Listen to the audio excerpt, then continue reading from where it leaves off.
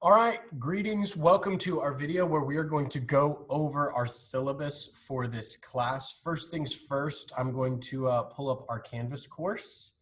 I want you guys to make sure that you watch this with, hopefully, with a parent, because there is also going to be a form that signifies that your parents have read or watched this. I'm not going to go through the whole syllabus. I'm just going to hit on a certain parts.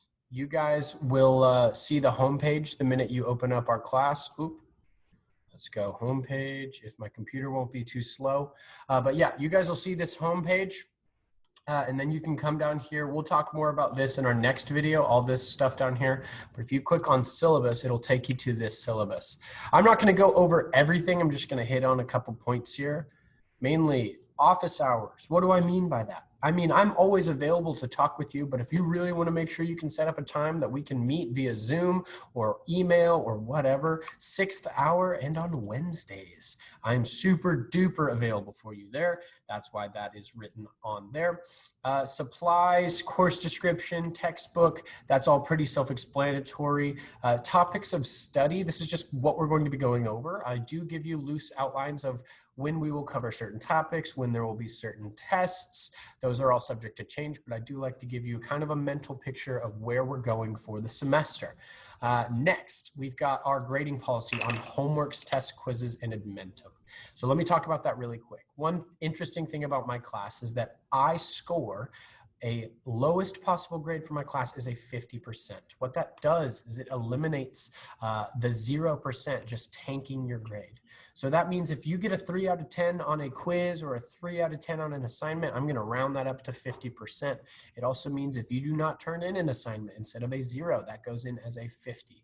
You'll find that I've done this before, and that doesn't actually affect the A's and B's too much. It really affects our C's and D's. So those are things to look out for, is that it'll help your grade by entering everything as a 50 rather than a 0. The other thing here is that I allow late work to be submitted. There's obviously going to be deadlines in my class, and if you meet the deadline, awesome, you have done your job. If you do not meet the deadline, you can still turn in your work no matter how far past that deadline you are.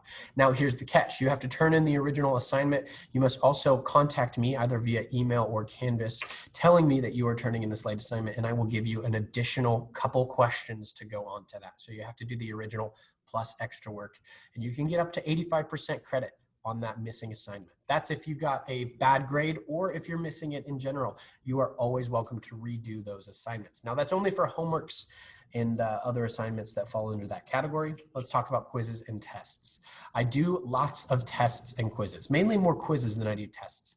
But with distance learning, everything's going to be open book. You're going to have access to videos, to your textbook, to resources that I've given you. Totally okay to use on tests and quizzes. So I just want to set that out now. I'm designing my tests and quizzes to require a more in-depth look because we are online. So you can use your notes to search for those answers. And I do want to talk about how long we have to take those tests and quizzes, because I like to give my quizzes or tests on Fridays. Now, I will give the test and it'll be assigned on a Friday, but you will have until Sunday evening at 11:59 to complete that quiz or test. So if you don't feel quite ready on Friday because you've been working or you've been doing football or whatever, and you need a little bit of extra time, take the weekend, get caught up, and take that quiz before it's due on Sunday, even though it was assigned on Friday. Now, here's the catch. Once you click start, you will have a certain amount of time to complete that. For quizzes, it may be 30 minutes to an hour. For tests, it may be an hour to 2 hours. But once you click start, you are taking that quiz or test. So make sure that when you take that quiz or test, you are ready to do so. You've blocked out the 30 minutes or the hour or whatever to do that quiz or test. Those quizzes and tests, yep, that's all there. Now let's talk about Edmentum. You've probably heard about that, and you're going to see more about that the more we go on in this class. But I use Edmentum as the baseline for my instruction. You're going to find that there are tutorials, mastery tests, activities. I'm going to rely mostly on those tutorials tutorials that you guys will have assigned to you each week in our weekly rundown. And that's kind of it for Edmentum. I won't do a whole lot of the activities or unit tests. Everything else will be covered in my Canvas course. But the reason we use that is so the district can have a universal curriculum, making sure everyone's covering the same thing during this online time. But yeah, so Edmentum will be kind of the bare minimum. If you just do the Edmentum, you're not going to do well in my class. You're still going to have assignments on Canvas. So just giving you a heads up there. Edmentum is not your end all be all. So grades. Very simple and straightforward. Here's the breakdown of how I'm weighting everything. 30, 25, 20, 10, and 15. That's what percentage of your overall grade. So for example, if you have 10 quizzes, right, and 10%, or you have 10 quizzes and quizzes are 30% of your grade, that would mean each quiz is then worth 3% of your overall grade. So that's how it all breaks down. So I do weight my grades, and here's how that all structures out. Grading scale, very standard, but remember 50% is the baseline. Lab safety, we are gonna do labs online this semester, but there will be eventually, hopefully one day, that we get to do labs in person. We'll go over lab safety more at that time. Really quick, I want to go over my expectations for behavior, calling it disruptions to the learning environment. It's really simple. I normally never have a whole lot of disruptions and behavioral issues in my class because I hold us all to the same standard, and that's respect. I respect you, you respect me, you respect your classmates, and you respect yourself. I'll let you guys kind of go over that a little bit, but just letting you know that respect is the highest form of love that we can show to someone. Even if they may not be your best friend, if you can show them that you respect them with their time, their belongings, their feelings, their opportunities, your own abilities, whatever it may be, it comes down to respect. So that's super important even in online. If someone else is talking or someone else is trying to talk in a Zoom, you respect that, right? And you aren't just going to jump over them. And if that is the case, we will have conversations about that, bringing it back to respect. Lastly, before I close out, let's talk about course communication.